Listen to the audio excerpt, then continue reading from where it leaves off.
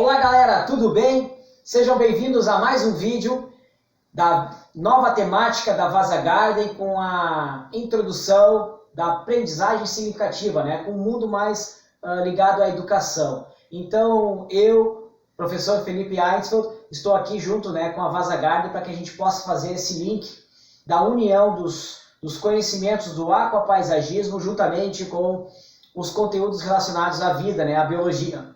Hoje vamos falar de algo fundamental para o mundo do aquarismo, que é o assunto relacionado às algas, Primeiramente, nós vamos tratar de assuntos pertinentes que envolvem o mundo aquático juntamente com as algas, E também vamos fazer a conexão das algas com relações ao planeta Terra e o ambiente onde elas vivem, Inicialmente, temos que saber o básico. O básico é: a que reino pertence as algas? As algas são seres vivos que pertencem ao reino protoctista, ou com a nova nomenclatura, Antiga nomenclatura é o reino protista. Bom, neste reino nós encontramos outros tipos de seres vivos, Os mais conhecidos são os protozoários. Os protozoários, existem várias espécies de protozoários e muitos deles são causadores de doenças, Os mais conhecidos, a doença causada pelo Trypanosoma cruzi, a doença de Chagas. Nós temos também outras doenças que estão conectadas ao reino dos protozoários. No mundo das algas, o reino protista, ele envolve seres vivos que podem ser unicelulares ou multicelulares, A maioria é unicelular, embora muitos apresentam volume corporal de grande porte, mas geralmente são união de células formando uma grande massa. Mas no aquarismo nós poderíamos citar várias espécies que acometem o nosso sistema.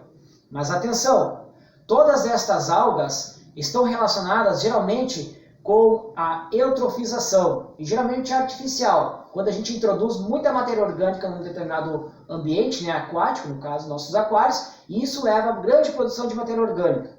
A grande produção de matéria orgânica leva a um alto índice de decomposição, geralmente por bactérias, que vão liberar sais minerais ou minerais na água. E esses elementos químicos são fundamentais para a proliferação das algas. E existem no aquarismo várias espécies de algas, As algas verdes, algas marrons, as petecas, enfim, várias espécies de algas que podem causar danos ao aquário. E uma das principais que mais causam danos ao aquarismo é as filamentosas, na qual a gente não quer ter de jeito nenhum, porque causam um colapso no nosso sistema de forma drástica. Muitas vezes o aquarista acaba reduzindo seu aquário ou desfazendo seu sistema e começando um start novo, porque as algas elas são tão persistentes que se mantêm por longo período. E atenção, elas não se reproduzem por sementes, porque muitas pessoas confundem as algas com os vegetais. Só que as algas pertencem a um outro reino, O reino protoctista, e os vegetais, lógico, ao reino vegetal, ao reino plantae.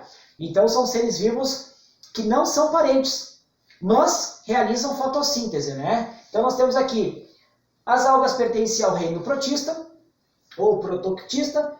A maioria é unicelular e a maioria tem reprodução assexuada, e geralmente por fissão, Mas existem um bom número, em termos de espécies no oceano, pluricelulares. No aquarismo podemos encontrar algumas espécies também.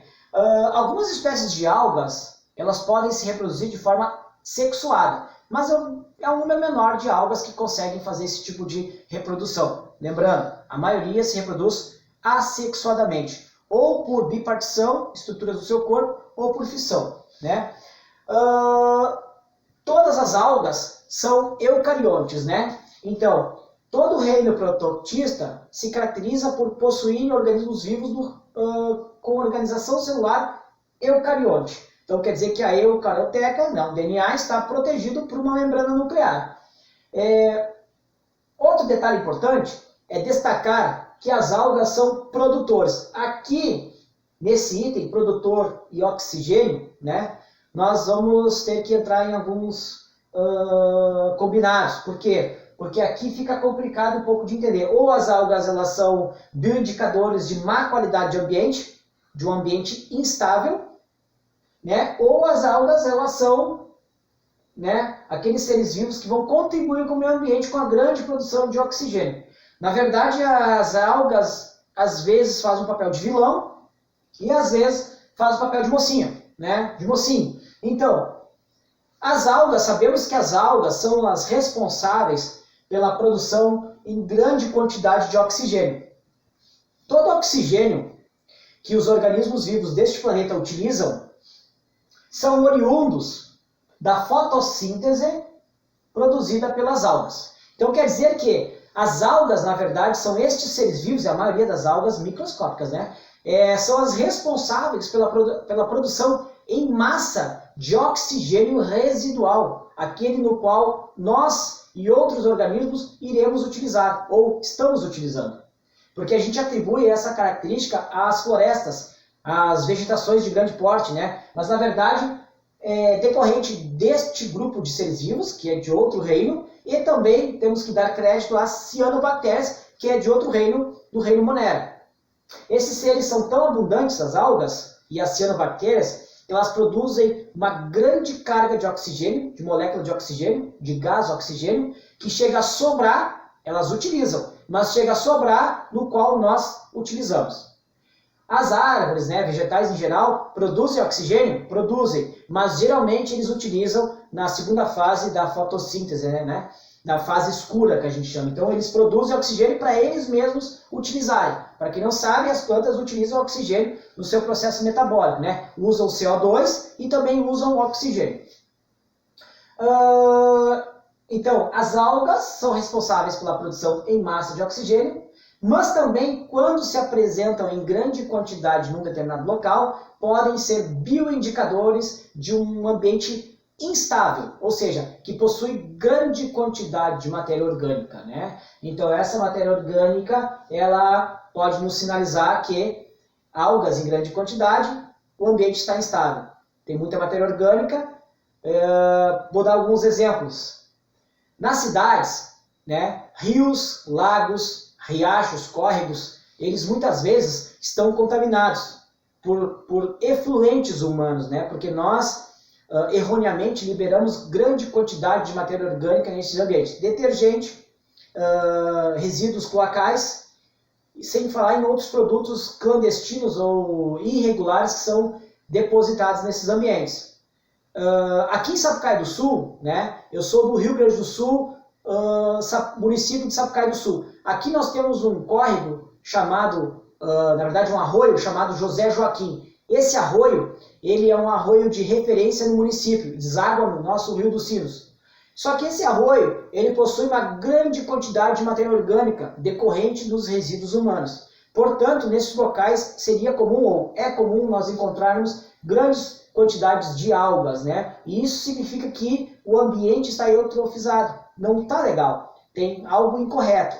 Se nós retrocedêssemos, voltássemos ao tempo, há mais ou menos 40, 50 anos atrás, iríamos verificar que esse arroio ele era perfeito, em ótimas condições. Peixes se proliferando, local para desova de peixes, mata ciliar abundante, e o homem, que como fez? O homem causa ao longo do tempo impactos ambientais, né? O homem altera o ambiente. Hoje nós temos moradias nas margens do arroio, hoje nós temos canalizações clandestinas nas margens do arroio, e não há o devido tratamento do esgoto. Então, nesses ambientes, nós vamos encontrar, além de metais pesados, matéria orgânica, né? E, claro, a proliferação de doenças ligadas a saneamento básico, cólera, né? Hepatovírus, enfim, nós vamos encontrar as algas em grandes quantidades.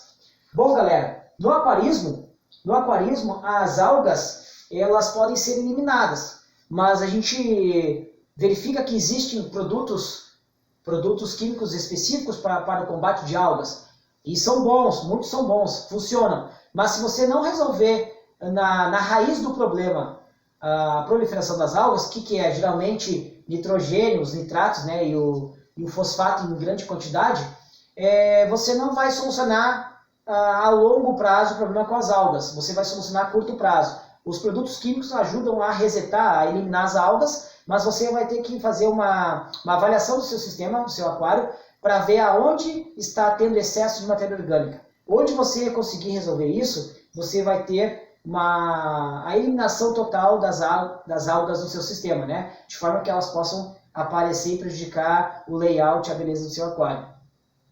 A gente diz no aquarismo que não existe assim, a eliminação 100% das algas, né? Porque os esporos podem ficar na água, mas existe como você fazer o controle.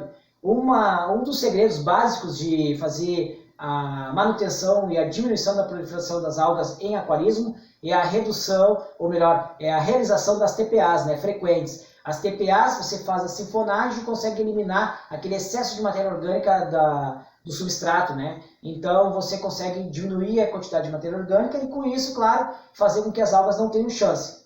Se você tiver plantas no seu aquário, as plantas vão ter, no caso, uma ajuda, né? E vão ganhar a batalha do metabolismo contra as algas. Ok, galera? Então, fica a dica da aula de hoje. Fiquem atentos às nossas próximas aulas. Peço para que vocês se inscrevam no nosso canal, dê like, porque assim, desta forma, a gente vai conseguir produzir mais vídeos ligados ao aquarismo, ao conhecimento da biologia, e hoje o foco foi as algas. Valeu, galera!